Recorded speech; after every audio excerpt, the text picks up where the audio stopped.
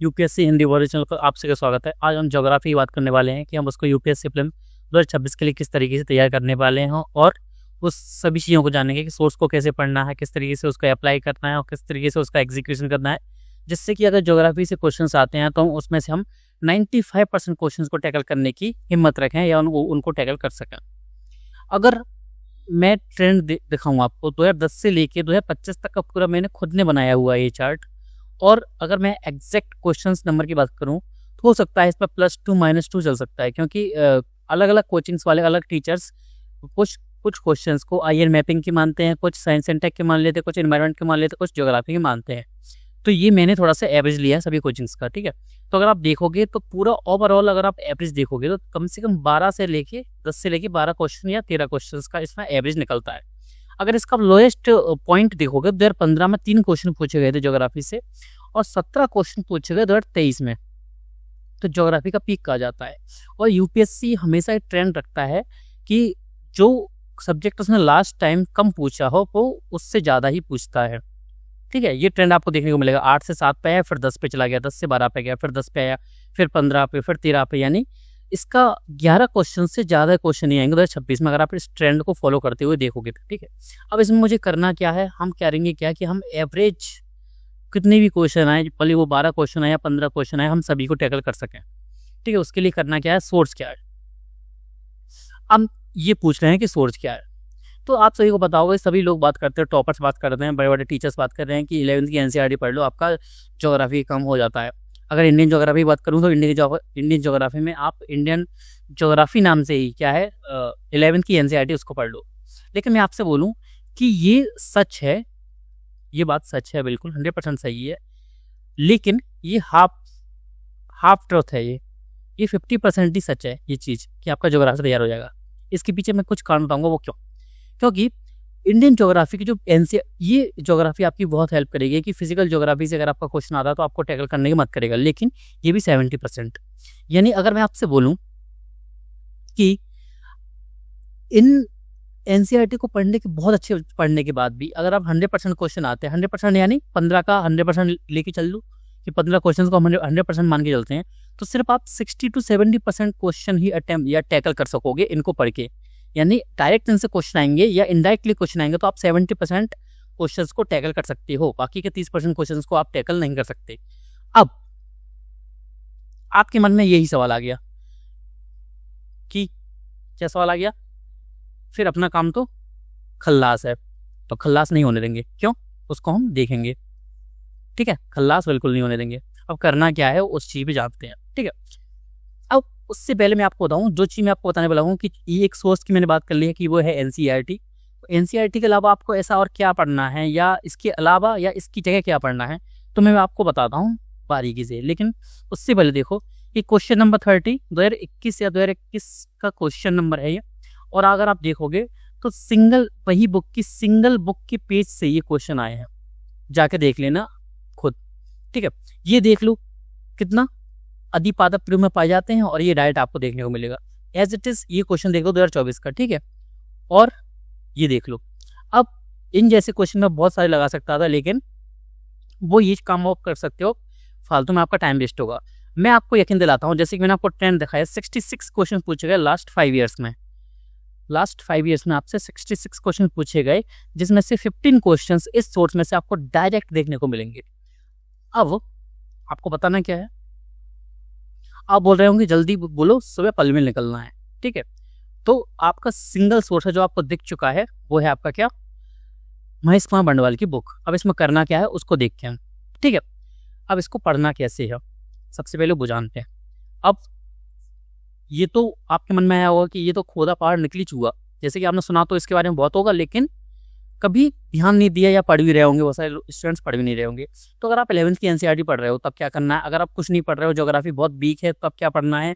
अगर आपकी मॉडरेट है यानी मध्यम प्रकार की, क्वेश्चन गलत थोड़े बहुत हो रहे हैं, थोड़े बहुत सही भी हो रहे हैं, या स्ट्रॉन्ग है लेकिन 1-2 क्वेश्चन गलत हो जाते हैं, तो तीनों अवसर पे आपको करना क्या है, 11th की एनसीईआरटी या कुछ भी पढ़ रहे हो आप, सिंपल सा इसको पढ़ने का तरीका बताऊँ। क्योंकि देखो टाइम कम है, अब हमारे पास सिर्फ 1.5 महीना है, 1 महीना मान के चलो कि हमको रिवीजन के लिए 1 महीना रखना है बस। अब 1 महीने में हमको सभी सब्जेक्ट्स को देना है, तो लगभग 4 से 5 दिन ही हम इसको मैक्सिमम 4 दिन हम इसको दे सकते हैं ज्योग्राफी को। इसमें करना क्या है, 4 दिन में हम ज्योग्राफी को किस तरीके से तैयार कर सकते हैं। तो अगर आप अब आओ, सिंपल सा करना क्या है, 2 बुक हैं आपके पास ज्योग्राफी की, ठीक है, PYQs की, सॉरी ज्योग्राफी में PYQs की 2 बुक देखने को मिलेंगी आपको। एक डीजे सर की यानी धर्मेंद्र जागर सर की, और एक आपको देखने को मिलेगी PW की। इसमें से कोई भी एक बुक को आप उठा सकते हो, उठा लेना, जो बुक आपको ठीक लगे, जिससे आपने पढ़ा हो। मैं अगर आपने पढ़ी हो दिशा वगैरह, दिशा पब्लिकेशन की आती है, अरिहंत की आती है, मैं उसको बोल दूंगा कि अभी स्किप कर दो, छोड़ दो बिल्कुल। अब बहुत सारे बोलते हैं कि जो सोर्स हमने पढ़ा है उसको दोबारा पढ़ना, वो सोर्स थोड़ी है, वो PYQs है। PYQs सेम ही रहते हैं, कंटेंट आपको इसमें अच्छा मिलता है, इसलिए उल्टी सीधी बुक पढ़ रहे हो तो उनको स्किप कर देना, इसको अच्छा करना। इससे दोनों से बेस्ट कोई भी आपको एक्सप्लेनेशन इस टाइम पे कोई बुक नहीं दे रही है, और तरीके से इन्होंने दिया हुआ है। ये टॉपिक वाइज है और ये थोड़ा ईयर वाइज है, सब्जेक्ट वाइज और ईयर वाइज है। जिसको भी देखना चाहो पढ़ सकते हो। सिंपल सा काम करना क्या है उसको देखते हैं। सबसे पहले आप इस बुक को ओपन करोगे, ज्योग्राफी जाओ, फर्स्ट टॉपिक जो भी हो आपको जो पढ़ना हो उस टॉपिक को पढ़ो, या ईयर वाइज जाओगे 2025 से स्टार्ट करो। फर्स्ट क्वेश्चन उठाओ, फर्स्ट क्वेश्चन जिसके बारे में हो उस क्वेश्चन को पढ़ो, उसको अटेम्प्ट करने की कोशिश करो, क्योंकि मिनिमम आपने एक बार उसको ज्योग्राफी को पढ़ा होगा, उसकी नॉलेज बेसिस पर आप उसको क्वेश्चन को टैकल करो।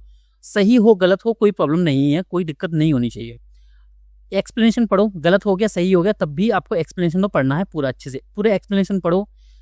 आपने जो नोट्स बनाया होगा अपने खुद का, ना बनाया हो तो आप जिसको सोर्स मान के चल रहे हो, भले वो 11th की NCERT है या कोई ज्योग्राफी अदर बुक है या कुछ भी नहीं है, तो एक शॉर्ट नोट्स बनाते जाओ, ठीक है। 11th की NCERT मान के चल रहे हो तो उसमें एक्स्ट्रा पेज लगाते जाओ, या उसमें स्टिकी नोट्स यूज कर सकते हो। तो एक्स्ट्रा जो भी मिलता है आपको एक्सप्लेनेशन में उसको नोट डाउन करते जाओ।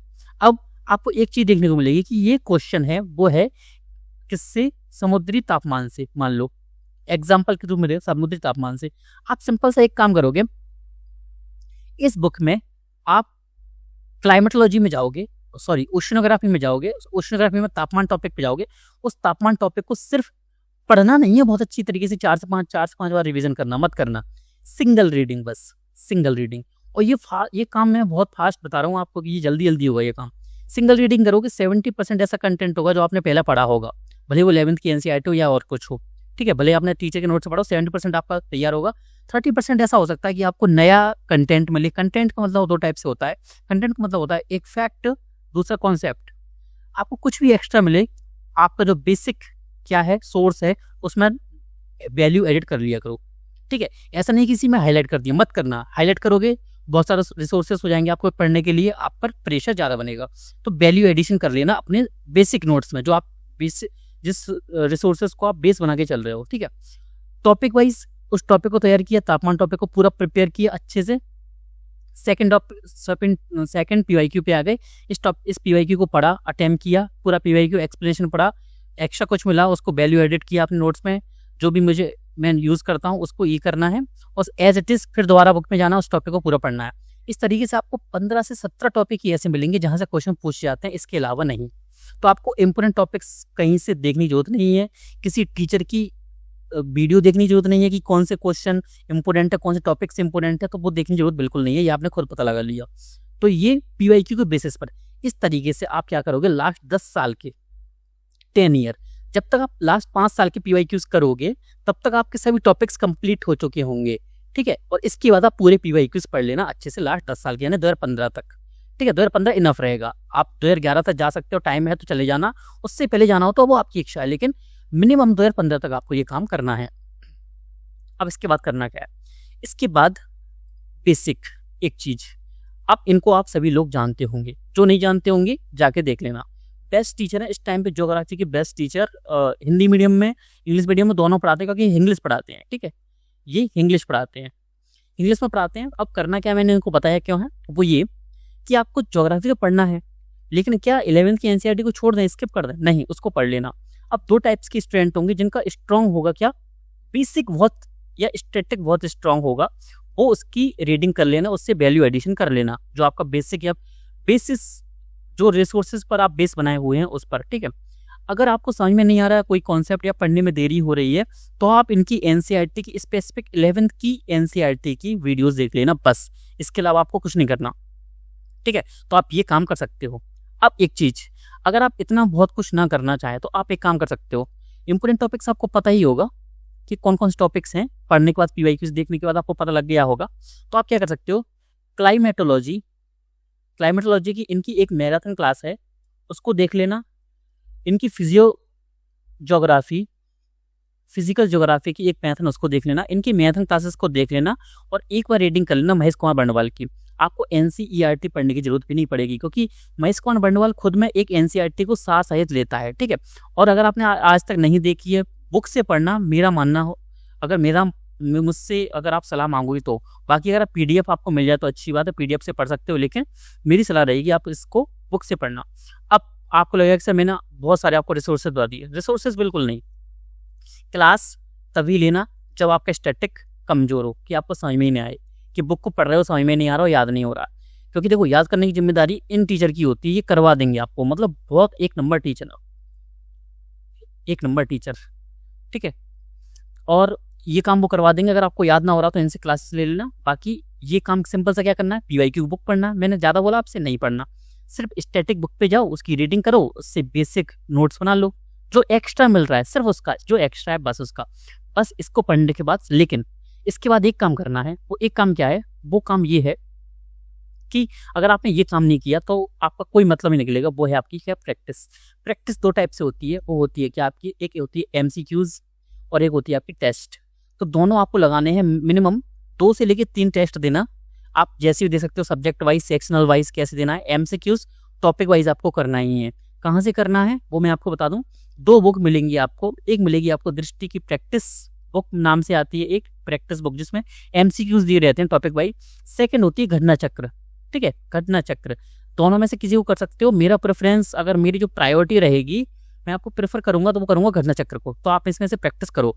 अगर आप में से किसी ने भी ये पार्ट छोड़ दिया प्रैक्टिस वाला, तो आपको दिक्कत हो सकती है। तो आप 2 टाइप से ज्योग्राफी को तैयार कर सकते हो। या तो क्लासेस के थ्रू कर लो, लेकिन हो सकता है क्लासेस आपको लंबा लगे, आप ना ले सको। लेकिन अगर चाहो तो 7 से 8 घंटे की क्लासेस कर सकते हो पर डे। तो आप 3 दिन में ईजिली ज्योग्राफी को खत्म कर सकते हो सुदर्शन सर की सभी मैथन क्लासेस लेके। लेकिन आपको महेश कुमार बंडवाल को पढ़ना ही पड़ेगा, क्योंकि वहाँ से डायरेक्ट क्वेश्चन आपके हिट होते हैं। तो मैंने आपको तरीका बता दिया, PYQs कैसे कंप्लीट करने हैं वो बता दिया आपको, कैसे आपको NCERT कंप्लीट करनी है वो बता दिया है, और बेसिक ये चीज़ है।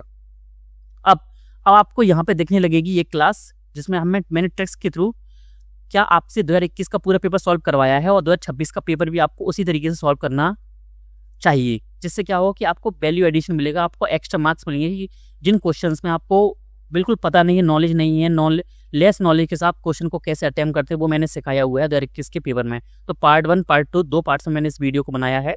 वो आपको यहाँ पे दिखने लगी होगी, और इस पर क्लिक करके आप उसको देख सकते हो। बाकी अगर कमेंट कर देना, मैं 2022 की आपको जल्द ही बना के वीडियो दूंगा पूरे पेपर को कैसे सॉल्व करते हैं विद एग्जाम टाइम। मैं 2 घंटे में कोशिश करूंगा पूरी वीडियो बनाने की। तो आपसे बहुत बहुत धन्यवाद। मिलते हैं आपसे नेक्स्ट क्लास में।